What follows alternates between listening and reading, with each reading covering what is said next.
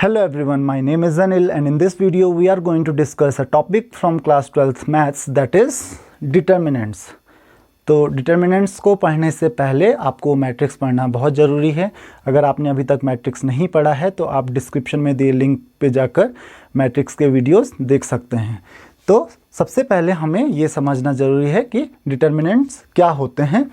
किसी भी मैट्रिक्स, किसी भी स्क्वायर मैट्रिक्स से एसोसिएटेड एक नंबर होता है जिसको आप बोलते हो डिटर्मिनेंट, और वो नंबर हमको कैलकुलेट करना होता है, उसी को उस पर्टिकुलर मैट्रिक्स का डिटर्मिनेंट कहते हैं। तो सपोज कोई एक मैट्रिक्स है 1 by 1 की, सपोज उस मैट्रिक्स का जो एक एलिमेंट है, क्योंकि 1 by 1 की है तो उसमें एक ही एलिमेंट होगा, A11 है, तो डिटर्मिनेंट जो होगा उस मैट्रिक्स का, अगर मैट्रिक्स A है तो उसका डिटर्मिनेंट हम लोग इस तरीके से शो करते हैं, मॉड A। मॉड A का मतलब होता है डिटर्मिनेंट ऑफ A। तो डिटर्मिनेंट ऑफ A यहाँ पे सेम A11 आप लिख सकते हो, इसका डिटर्मिनेंट वही एक नंबर हो जाएगा। अगर ये मैट्रिक्स 2 by 2 की है, ऑर्डर 2 की है, तो इसमें A11, A12, A21 and A22 ये 4 एलिमेंट्स होंगे। तो इस मैट्रिक्स का आपको अगर डिटर्मिनेंट कैलकुलेट करना है तो हम लोग कैसे कैलकुलेट करेंगे, इनका product A11 into A22 into A12 into A21। तो डिटर्मिनेंट ऑफ A आप इसको ऐसे भी लिख सकते हो, A11 A12 A21 A22। तो ये डिटर्मिनेंट को शो करने का तरीका है। कैसे करते हैं, इसको इससे मल्टीप्लाई माइनस इसको इससे मल्टीप्लाई। तो ध्यान रखना, लेफ्ट से हम लोग पहले जाएंगे लेफ्ट टू राइट, तो that will be equal to A11 into A22 minus A21 into A12। तो ये तो हो गया आपका डिटर्मिनेंट कैलकुलेट करने का तरीका 2 by 2 मैट्रिक्स के लिए, जो कि बहुत इजी है। थोड़ी सी प्रॉब्लम आपको 3 by 3 में हो सकती है, ये भी बहुत ज़्यादा टफ नहीं है। तो दैट इज़ अगर एक 3 by 3 की मैट्रिक्स है, A11 A12 A13 A21 A22 A23 then A31 A32 A33। तो इसमें हम लोग कैसे कैलकुलेट करेंगे उस पर्टिकुलर डिटर्मिनेंट की वैल्यू, तो ये देख लेते हैं हम लोग। तो अगर आपको डिटर्मिनेंट A कैलकुलेट करना है तो that will B A11 A12 A13 A21 A22 A23 A31 A32 A33। ये इसकी वैल्यू हो जाएगी। तो आप क्या करोगे, first element A11, determinant of A that will be equal to A11 लिया। जिस एलिमेंट को आपने लिया है उस पर्टिकुलर रो और कॉलम दोनों को, this is column and this is row, उसको छोड़िए। अगर आपने ये एलिमेंट लिया है तो इस पर्टिकुलर रो को और इस पर्टिकुलर कॉलम को, जिस रो और जिस कॉलम में वो एलिमेंट है उसको आप हटा दीजिए और बाकी जो बचता है उनको आप मल्टीप्लाई कर लीजिए। ध्यान रखना फ्रॉम लेफ्ट टू राइट। तो क्या हो जाएगा, A11 आ जाएगा क्योंकि इस पर्टिकुलर रो और कॉलम का था, और उसके साथ इसको मल्टीप्लाई कर लोगे, A22 A33 minus A32 A23। फिर नेक्स्ट माइनस, आगे लिखेंगे आप माइनस, माइनस क्या, माइनस आएगा second element that is A12। तो A12 अगेन इस पर्टिकुलर रो, इसकी रो में कौन सा है, इसकी रो ये है और इसका कॉलम कौन सा है ये। तो अब ये आपके पास 4 एलिमेंट बन जाएंगे, this into this minus this into this. तो A21 into A33 minus A31 into A23 and then plus third element पहली रो का A13। तो A13 इसके लिए, इसकी रो कौन सी है, इसकी रो तो यही है लेकिन इसका कॉलम ये है। तो बाकी जो बच जाते हैं एलिमेंट उनका आप मल्टीप्लाई कर लोगे, A13 को आप बाहर लिख लोगे और उसके रो और उसके कॉलम को छोड़ के जो भी एलिमेंट्स बनेंगे उनकी एक डिटर्मिनेंट बना के A21 A32 minus A31 A22।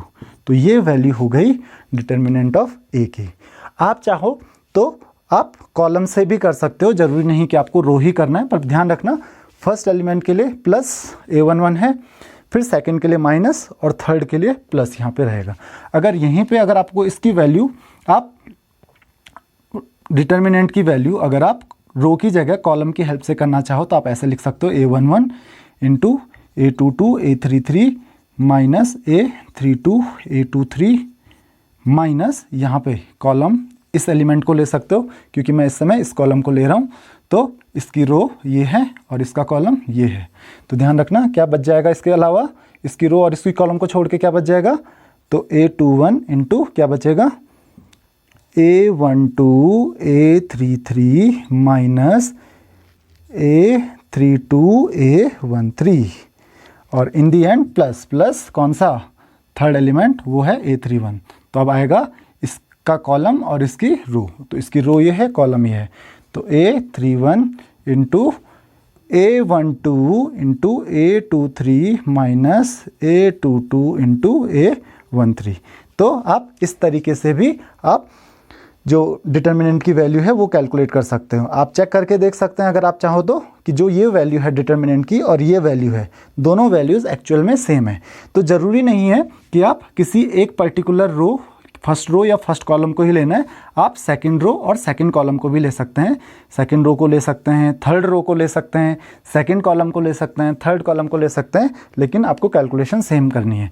बस आपको ध्यान में रखना है 3/3 के लिए कि अगर आप साइन रखेंगे, क्योंकि आप यहाँ पे देख रहे हो पहले हम लोग पॉजिटिव ले रहे हैं, फिर नेगेटिव ले रहे हैं, फिर थर्ड के लिए पॉजिटिव ले रहे हैं। लेकिन अगर आप रो के लिए लोगे, अगर किसी दूसरी रो को लोगे तो आप साइन याद कर सकते हो, plus minus plus minus plus minus plus minus plus.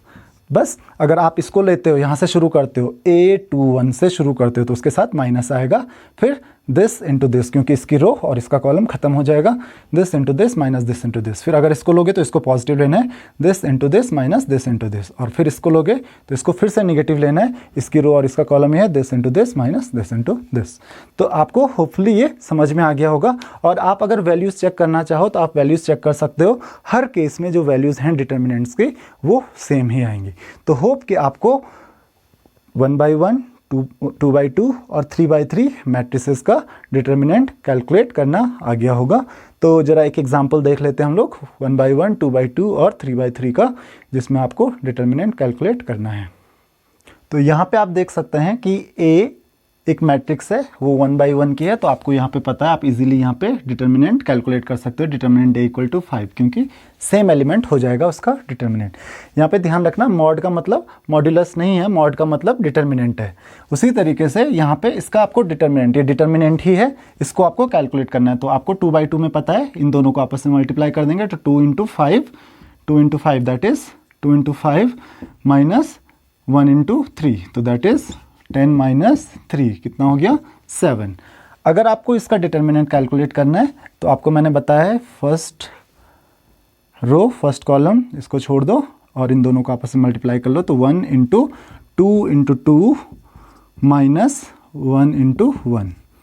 फिर सेकंड इसको छोड़ दो, इस रो और इस कॉलम को छोड़ दीजिए आप, तो बचेगा क्या, क्योंकि सेकंड में क्या आता है माइनस आता है, तो माइनस एलिमेंट कौन सा 2 है, तो दिस इंटू दिस 3 × 2, तो 3 × 2 माइनस 0 × 1, तो 0 × 1 प्लस, तीसरे में प्लस आता है 5, तो इस समय ये रो जाएगी और ये कॉलम जाएगी, तो बचा क्या 5 × 3 × 1 माइनस 2 × 0।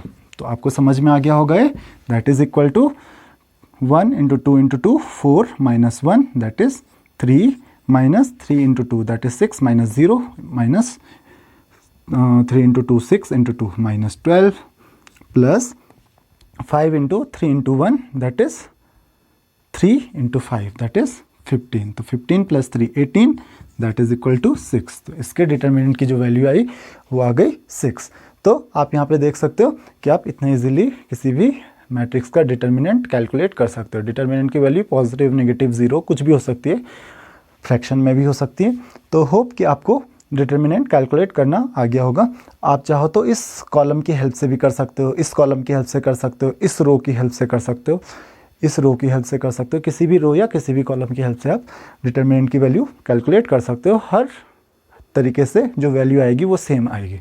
तो इस तरीके से आप इजीली डिटर्मिनेंट कैलकुलेट कर सकते हो। अब आ जाते हैं नए टॉपिक्स पे, वो हैं माइनर्स और कोफैक्टर्स। तो ज़रा देख लेते हैं क्या होते हैं कोफैक्टर्स और माइनर्स।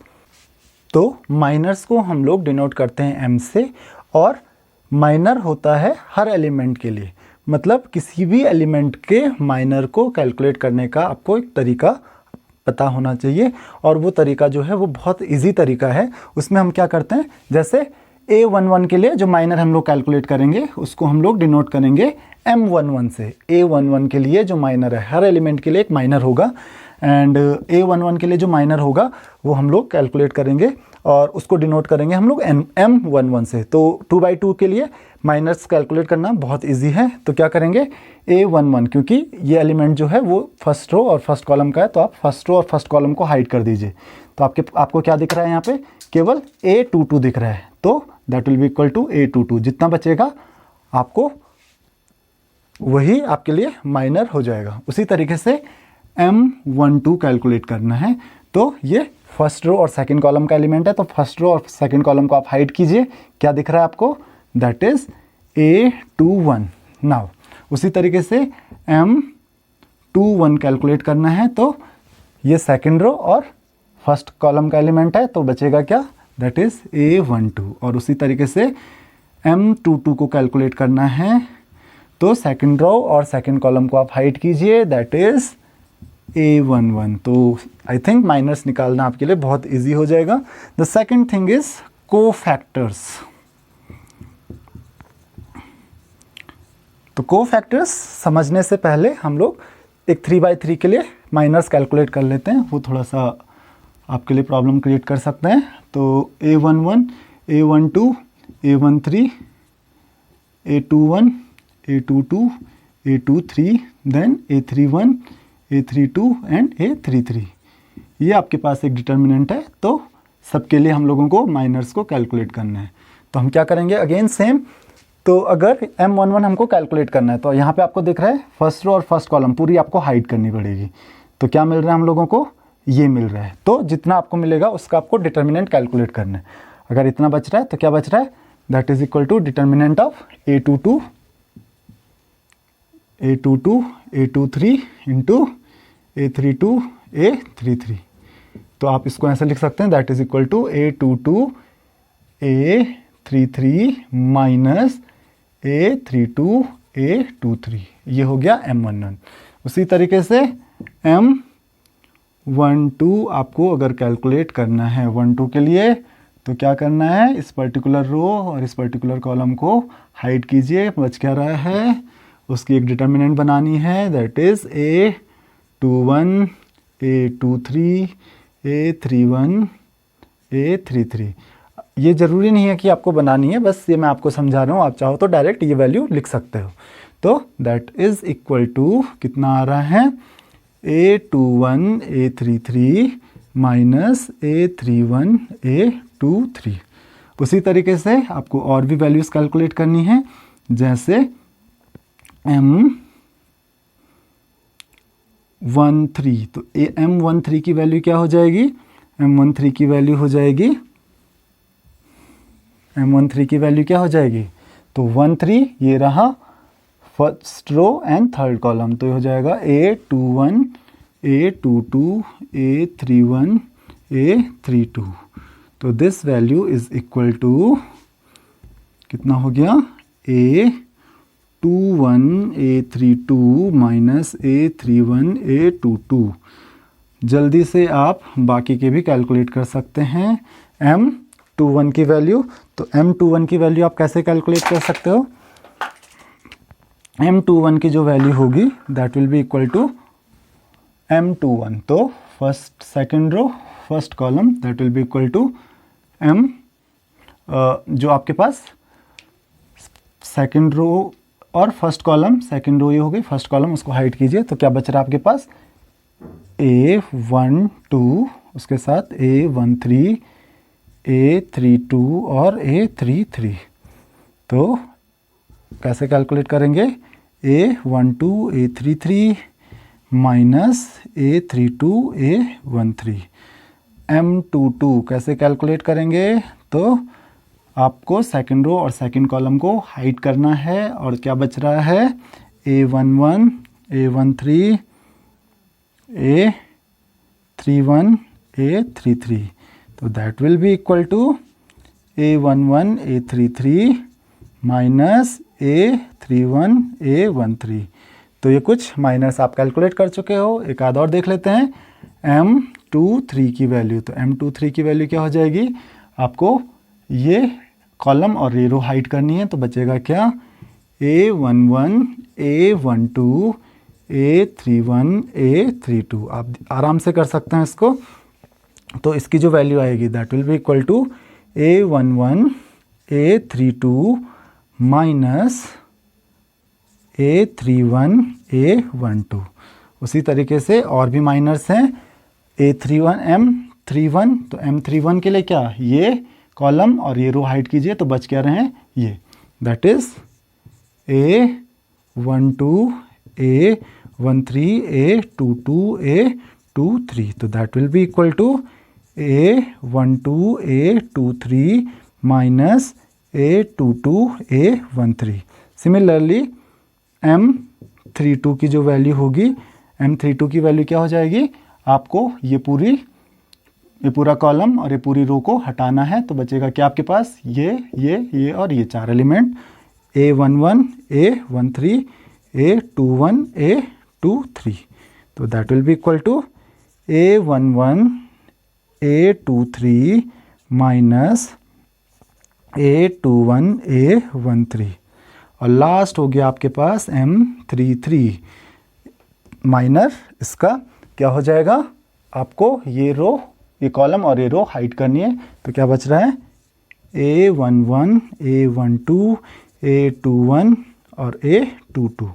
तो इसका डिटर्मिनेंट क्या हो जाएगा, that is A11 A22 minus A21 A12। तो होप कि आपको माइनर्स समझ में आ गए होंगे कि आपको माइनर्स कैसे कैलकुलेट करने हैं। तो इस तरीके से आप माइनर्स कैलकुलेट कर सकते हैं। अगर आपको माइनर्स समझ में आ गया तो आप कोफैक्टर्स बड़े इजीली कैलकुलेट कर सकते हो, क्योंकि कोफैक्टर्स आप माइनर्स की हेल्प से बहुत इजीली कैलकुलेट कर सकते हो। और वो कैसे कि कोफैक्टर्स के लिए जो फॉर्मूला होता है, इसको हम लोग जनरली ए से डिनोट करते हैं, AIJ। आई मतलब आई क्या डिनोट करता है, उसका उस पर्टिकुलर एलिमेंट का रो, और जे क्या डिनोट करता है, कॉलम। जैसे A11 A12 A13 A21। तो उसका जो फॉर्मूला होता है that is I plus 1 minus 1 raise to power I plus J into MIJ। चलिए तो देख लेते हैं, अगर आपको 2/2 के लिए कैलकुलेट करना है कोफैक्टर्स और 3/3 के लिए कैलकुलेट करना है कोफैक्टर्स, तो क्या हो जाएगा। सपोज अगर मुझे 2/2 के लिए कोफैक्टर्स को कैलकुलेट करना है, तो फॉर एग्जांपल हमारे पास A11 हो जाएगा यहाँ पे, दैट इज -1 की पावर 1 प्लस 1 दैट इज 2। और -1 की पावर अगर ऑड होगी तो वो माइनस में आएगा, और अगर इवन होगी तो वो प्लस में आएगा। तो you can say that is equal to A22। किस केस में, 2/2 के केस में। अगर 2/2 के आपके पास मैट्रिक्स है तो 2/2 का डिटर्मिनेंट अगर आपको कैलकुलेट करना है उसी तरीके से, या आप इसको बोल सकते हो that is equal to M11 के बराबर ही आ रहा है। लेकिन अगर आप A12 फाइंड करोगे तो A12 क्या हो जाएगा, -1 की power I plus J that is 1 plus 2 that is 3। तो क्या हो जाएगा, निगेटिव हो जाएगा। A12 is equal to minus M21, तो निगेटिव हो जाएगा।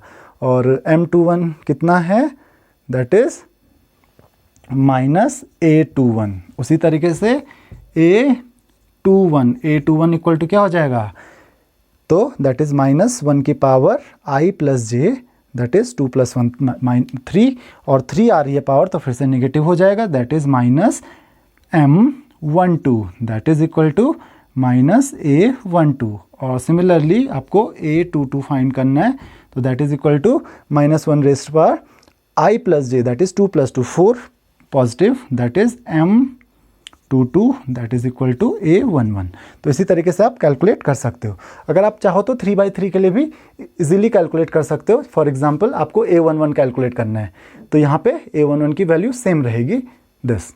लेकिन अगर आपको A12 कैलकुलेट करना है तो A12 क्या हो जाएगा, सिर्फ इसके आगे, क्योंकि 1 प्लस 2 -1 की पावर 3 हो जाएगा, तो ये नेगेटिव हो जाएगा, -M12। फिर अगर आपको 1 3 कैलकुलेट करना है तो 1 3 के लिए भी क्या हो जाएगा, 1 + 3 पावर 4 आ रही है, आई की -1 रेस्ट पावर 4, तो पॉजिटिव आएगा, तो वो इतनी ही वैल्यू आएगी। लेकिन अगर आप फिर से M21 कैलकुलेट कर रहे हैं तो -1 rest power 2 + 1 that is again 3। 3 क्या है, ऑड है, तो पावर ऑड आएगी, तो इसका नेगेटिव हो जाएगा। A21 = -M12। सिमिलरली M22 आपको कैलकुलेट करना है तो 2 + 2 पावर 4 आएगी, तो सेम वैल्यू आएगी। M23 कैलकुलेट करना है तो पावर -1 रेस्ट पावर 2 + 3, तो दैट इज 5, फिर से ऑड आ रहा है, तो इसका नेगेटिव हो जाएगा। Means A23 = -M23। Similarly M31, तो M31 यहाँ पे 31 है, तो आपको अगर A31 कैलकुलेट करना है 3 + 1 4 पावर 4 है, तो यहाँ पे वैल्यू सेम रहेगी। 3 + 2 अगेन 5 पावर 5 है, -1 रेस्ट पावर 5 नेगेटिव हो जाएगा, तो A32 = -M32 and A33 = M33। 3 + 3 6 power even है। तो होप कि आपको कॉन्सेप्ट समझ में आ गया होगा, किसका, माइनस एंड कोफैक्टर्स का। तो चलिए एक और टॉपिक देख लेते हैं हम लोग। तो हमारे पास एक प्रॉपर्टी है कि अगर आपके पास एक डिटर्मिनेंट है, आपको 3/3 का कैलकुलेट करना है, A11 A12 A13 A21 A22 A23 और A31 A32 A33, तो उसकी जो वैल्यू है वो आपने अभी कैलकुलेट की थी, तो आप फिर से देख सकते हैं। उसकी जो वैल्यू आती है that is equal to A11 × A11 plus A12 × A12 plus A13 × A13। आपको पता है स्मॉल A11 A12 और A13 ये क्या है, ये पर्टिकुलर एलिमेंट्स हैं उस एक पर्टिकुलर रो के, और जो कैपिटल A11 A12 और A13 वो क्या हैं, उन एलिमेंट्स के कोफैक्टर्स हैं। तो आपको माइनर्स और कोफैक्टर्स ऑलरेडी पता हैं, तो आपको पता होगा कि दैट इज A11 की जो वैल्यू थी, A11 की वैल्यू क्या थी, this into this minus this into this, that is A22 into A33 minus A32 into A23 plus A12 into A12। A12 is the cofactor of this element, तो इस element का cofactor क्या हो जाएगा, that is -1 raised power I + j। इसके लिए I + j क्या होगा, that is 3 into this into this minus this into this minus this into this, तो A12 into A33 minus A31 into A23 plus A13 into A13 आएगा यहाँ पे भी, A13 into A13, तो इसका जो कोफैक्टर होगा वो क्या होगा, -1 की पावर 1 + 3, वो +1 ही होगा, तो इसलिए मैं उसको नहीं लिख रहा हूँ। यहाँ पे लिखना जरूरी है क्योंकि यहाँ पे नेगेटिव है, यहाँ पे भी हमको लिखना जरूरी नहीं है कि यहाँ पे, क्योंकि यहाँ पे भी पॉजिटिव ही होगा ना। तो इसको हटा के देख सकते हैं आप, minor this into this, that is A21 into A32 minus A31 into A22। तो आपने यही वैल्यू, अगर आप -1 रेज़्ड पावर 3 माइनस हो जाएगा, ये माइनस आगे आ जाएगा, और आपने यही वैल्यू कैलकुलेट की थी अभी डिटर्मिनेंट्स की। तो आप देख सकते हैं कि आप इस तरीके से भी उसको लिख सकते हैं, और ये किसी एक पर्टिकुलर रो या एक पर्टिकुलर कॉलम, जरूरी है कि फर्स्ट रो या फर्स्ट कॉलम के लिए होगा, ये किसी भी रो और किसी भी कॉलम के लिए आप लिख सकते हो। मतलब अगर आप इस रो के लिए लिखना चाह रहे हो, इस रो के लिए लिखना चाह रहे हो, या इस रो के लिए लिखना चाह रहे हो, वैल्यू सेम आएगी। आप चेक करके देख सकते हैं, जैसे कि A21 into A21 plus A22 into A22 plus A23 into A23। तो ध्यान रखिए, जिस पर्टिकुलर रो के लिए आप बात कर रहे हो, आपको एलिमेंट्स और कोफैक्टर्स सेम रो के ही लेने हैं, या आप थर्ड रो के लिए भी ले सकते हो। A31 into capital A31 A32 A32 plus A33 A33। आप चाहो तो कॉलम के लिए भी ले सकते हो, जैसे A11 A11 plus A21 A21 plus A31 A31। आप चाहो तो पूरा जब आप ब्रैकेट्स ओपन करके देखोगे तो चाहे ये वैल्यू हो, चाहे ये वैल्यू हो, चाहे ये वैल्यू हो, सब सेम आएगी। आप चाहो तो इस पर्टिकुलर कॉलम के लिए भी कर सकते हो, इस पर्टिकुलर कॉलम के लिए भी कर सकते हो, और सारी की सारी जो वैल्यूज़ होती हैं वो डिटर्मिनेंट ऑफ A की वैल्यू होती हैं। तो होप कि आपको ये लेक्चर समझ में आ गया होगा। अगर आपको कोई भी प्रॉब्लम है मैट्रिसेस और डिटर्मिनेंट से रिलेटेड तो आप प्लीज़ एक बार ज़रूर वीडियो को फिर से देख लीजिए, और आपकी अगर कोई क्वेरीज़ हैं तो आप मुझे कमेंट बॉक्स में पूछ सकते हैं। Thank you very much. अगर आपको ये वीडियो पसंद आए तो वीडियो को लाइक और शेयर करें, और ऐसे ही और वीडियो देखने के लिए चैनल को सब्सक्राइब करें।